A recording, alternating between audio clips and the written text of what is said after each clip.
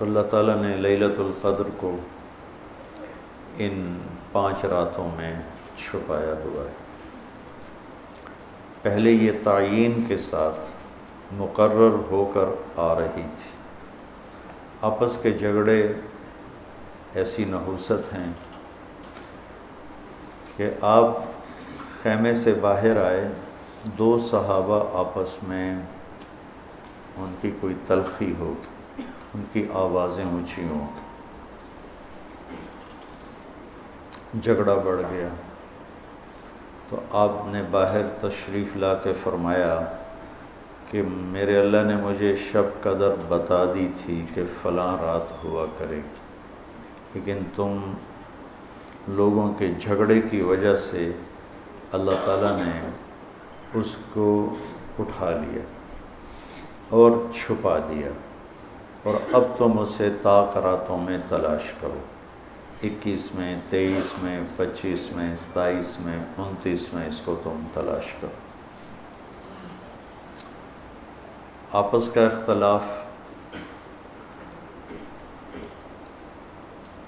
صحابہ کا تھا، 2 صحابی آپس میں کس بات پہ الجھ گئے پتہ کوئی نہیں۔ بظاہر تو وہ ایک تعیین اور ایک مقرر عدد، مقرر رات اٹھ گئی، لیکن یہ بہت بڑی خیر ہوئی۔ اگر یہ رات متعین ہوتی کہ 21 کی رات شب قدر ہوا کرے گی، یا 27 یا 23 یا 25 یا 29، اور آنے والے زمانے میں غفلت تو ہونی تھی، جہالت بھی ہونی تھی، نافرمانی بھی ہونی تھی، رات متعین ہو، لوگوں کو پتہ ہو آج شب قدر ہے، پھر لوگ نافرمانی کرتے تو نقد عذاب آتا۔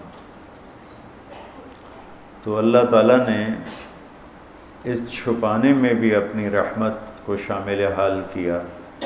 جب ایک آدمی شراب پی رہا ہے، اسے پتہ ہی نہیں شب قدر، کسی کو بھی نہیں پتہ کہ آج ہے۔ ہم تو 5 راتیں چھوٹی انشاءاللہ جا کے، آپ تو ویسے ہی علم میں مصروف ہیں، تو چلو آپ کی برکت سے ایک حدیث بھی یاد آ گئی۔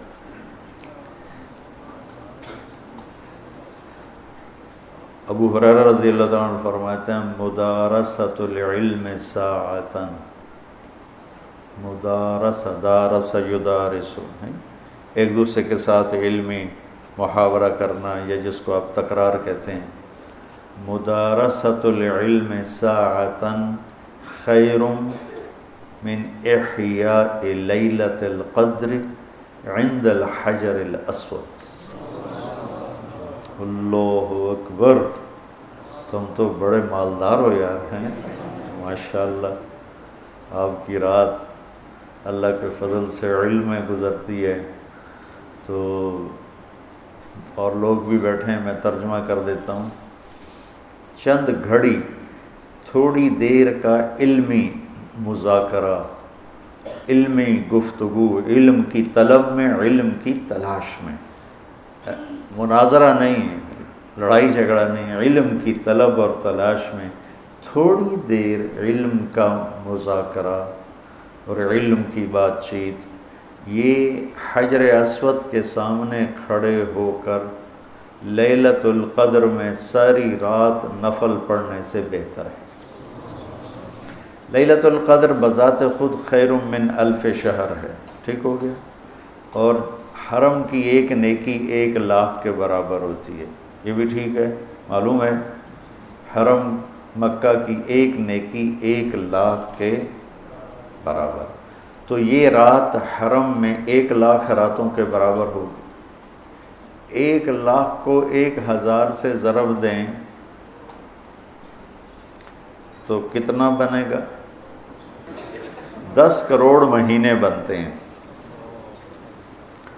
10 کروڑ مہینے بنتے ہیں، 10 کروڑ مہینوں کے سال بناؤ، لاکھوں سال بنتے ہیں، ہزاروں سال بنتے ہیں، تو علم کا مذاکرہ، علم کی طلب میں، علم کو سیکھنے کے لیے تھوڑی دیر بیٹھنا، وہ حجر اسود کے سامنے لیلۃ القدر میں ساری رات نفل پڑھنے سے بہتر ہے۔ یہ تو ہو گیا عام دنوں میں۔ جب یہ علم کی طلب رمضان میں ہو تو ہر عمل پہلے ہی 70 گنا بڑھ جاتا ہے۔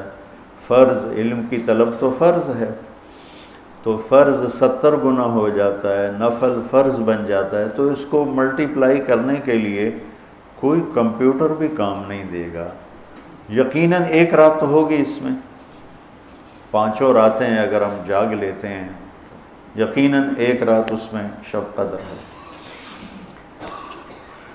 تو اللہ کے نبی شد المیزر، ان آخری عشرے میں خوب محنت فرماتے، کمر کس لیتے، اور ساری زندگی اعتکاف بیٹھے۔ آپ نے کبھی اعتکاف نہیں چھوڑا، فتح مکہ پہ چھوٹا، لیکن شوال میں آ کے بیٹھے، 1 مہینہ پورا اعتکاف کیا، پھر 20 دن کیا، پھر 10 دن، پھر 9 رمضان میرے نبی کو ملے، 9 رمضان۔ تو ایک میں اعتکاف چھوٹا اور باقی میں آپ نے مسلسل اعتکاف فرمایا۔ لیلۃ القدر کی صرف تلاش نہیں بلکہ اعتکاف اللہ کے در پر پڑ جانا ہوتا ہے۔ اور یہ نا ایک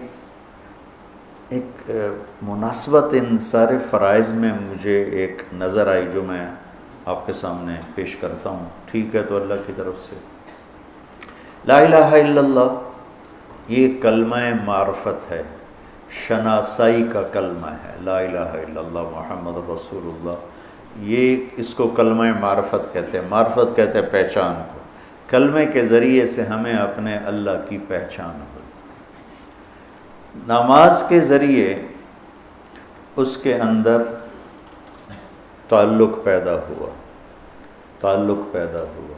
نماز کے ذریعے وہ پہچان تعلق میں تبدیل ہو گئی، روزے کے ذریعے وہ تعلق محبت میں تبدیل ہو گیا۔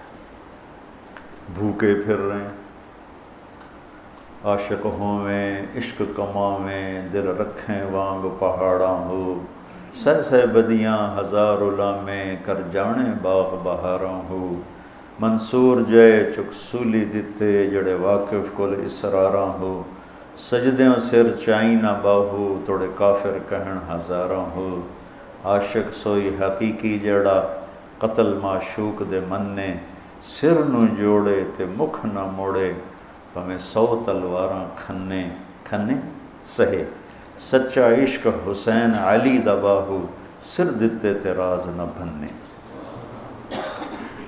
لا الہ الا اللہ محمد رسول اللہ پہچان کرواتا ہے۔ نماز اس پہچان کو ایک تعلق میں بدلتی ہے، روزہ اس تعلق کو محبت میں بدلتا ہے، اور اعتکاف اس محبت کو عشق میں بدل دیتا ہے۔ اور پھر رمضان کے بعد ہی حج کا سفر شروع ہوتا ہے، پھر عاشق کو ہوتا ہے کہ معشوق کا دیدار ہو، تو احرام عاشقانہ لباس ہے، اور طواف مجنونانہ تلاش ہے کدھر ہے کدھر ہے کدھر، ابھا ڈیکھاں لماں ڈیکھاں، اونچے کوٹھے تے چڑھ ڈیکھاں، ڈٹھی دل کو دیواں ٹیکاں، سجن مل سم کے مر پوساں، خواجہ غلام فرید۔ ہاں تیرے کوچے اس بہانے، مجھے دن سے رات کرنا، کبھی اس سے بات کرنا، کبھی اس سے بات کرنا۔ تو مطاف کوچہ محبوب ہے، اور یہ کلمے سے سفر جو شروع ہوا تھا یہ اعتکاف پہ آ کے والہانہ عشق میں بدلا۔ عشق نے پھر اس کو گھر سے نکالا، اس کو کپڑوں سے نکالا، اس کو زیب و زینت سے نکالا، اور اس کو بیوی سے نکالا، بچوں سے نکالا، راحتوں سے نکالا، تیل کنگھی شیشہ سے نکالا، اور بس صرف عاشق اور مجنوں بن کر یہ اب الحب ان یخفا وکم قد کتمتہ فاصبح عندی قد اناخ وطنبا، اذا اشتد شوقی ہام قلبی بذکرہ وان رمت قربا من حبیبی تقربا، یبدو فافنا ثم احیا لہ ویسعدنی حتی الذ واطربا۔ یہ ایک لڑکی طواف کر رہی تھی، اور یہ ہے طواف کا، یہ ہے موضوع، کدھر ہے کدھر ہے کدھر ہے کدھر ہے. دیکھو نا، نماز لگتا ہے عبادت ہو رہی، یہ ایک درس کا حلقہ ہے، لگتا ہے کہ ایک عبادت کی ایک شکل ہو رہی ہے، قرآن کی تلاوت عبادت ہو رہی ہے، ٹھیک ہے، سجدے میں پڑا ہوا عبادت ہو رہی. طواف کوئی عبادت لگتا؟ طواف تو ایک مجنونانہ پھیرے لگ رہے ہیں، پھیرے لگ رہے ہیں.